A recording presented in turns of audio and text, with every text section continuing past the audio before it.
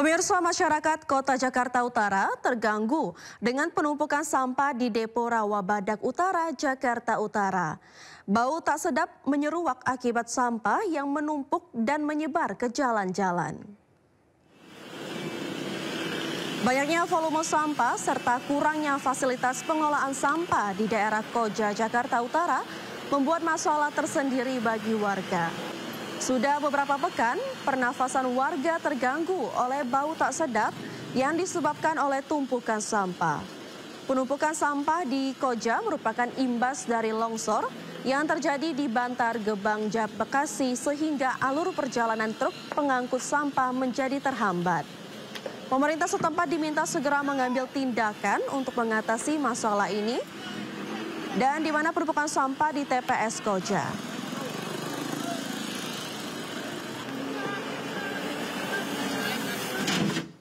Dan pemirsa, untuk mengetahui kondisi terkini, ada rekan Anissa Rizkia yang kini berada di Rawabadak Utara, Jakarta Utara. Dan halo Anissa, bagaimana penanganan sampah di sana? Dan silakan dengan laporan Anda.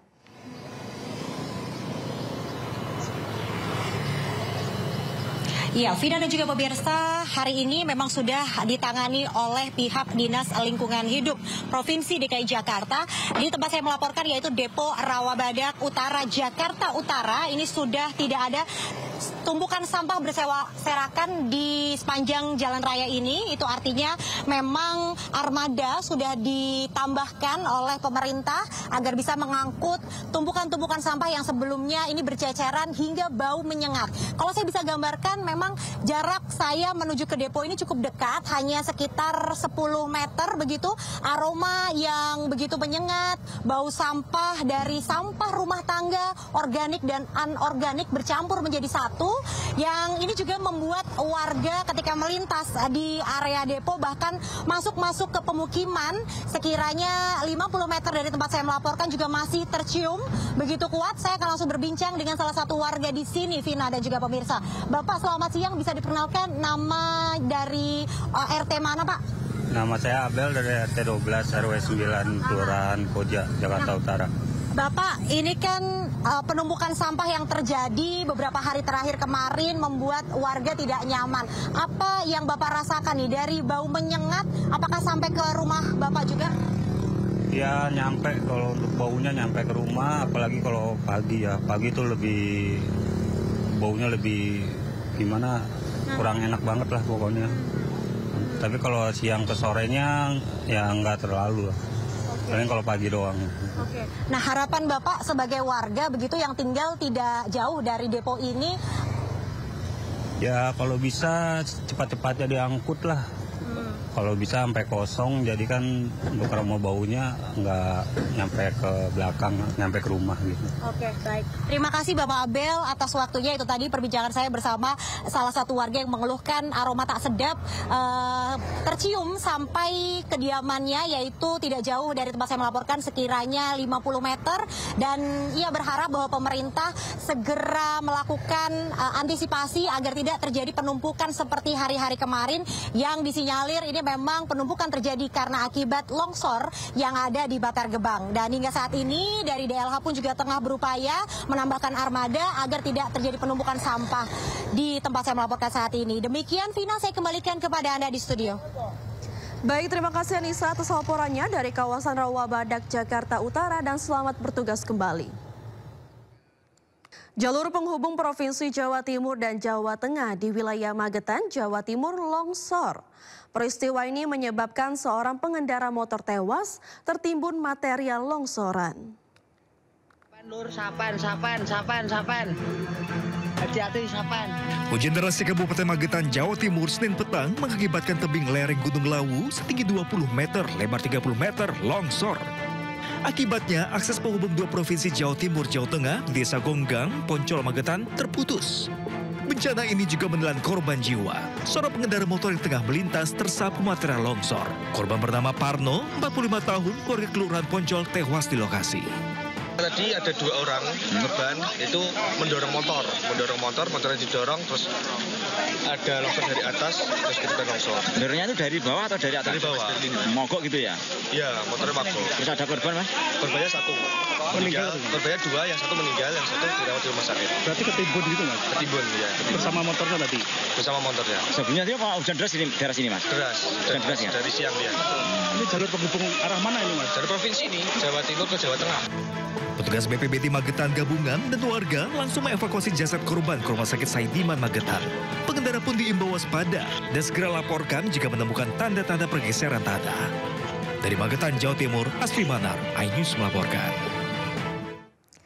Akibat hujan deras yang turun sepanjang hari, banjir menggenangi kawasan Jati Sidoarjo, Jawa Timur. Akibatnya arus lalu lintas dari kawasan Sidoarjo Barat menuju Sidoarjo Kota macet panjang. Seperti inilah suasana Jalan Raya Jati Sidoarjo sejak Senin sore hingga malam. Luapan air banjir masih menggenang setinggi 50 cm. Akibat banjir, jalur utama Sidoarjo Barat menuju Sidoarjo Kota lumpuh. Karena tidak ada jalan lain, pemotor terpaksa menerobos banjir dengan cara mendorong motor mereka. Kemacetan pun tidak dapat dihindari. Belum ada tindak lanjut dari Pemkab Sidoarjo untuk mengatasi banjir.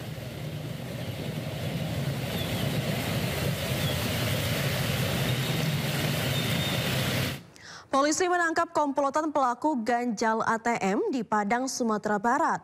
Para pelaku yang beraksi antar provinsi ini telah menjadi target polisi sejak tahun 2023 lalu. Tunggu.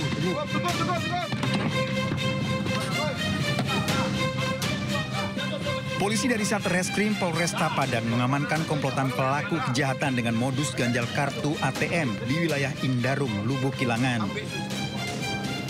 Polisi meringkus 2 tersangka, Heru berusia 49 tahun dan Junaidi berusia 51 tahun.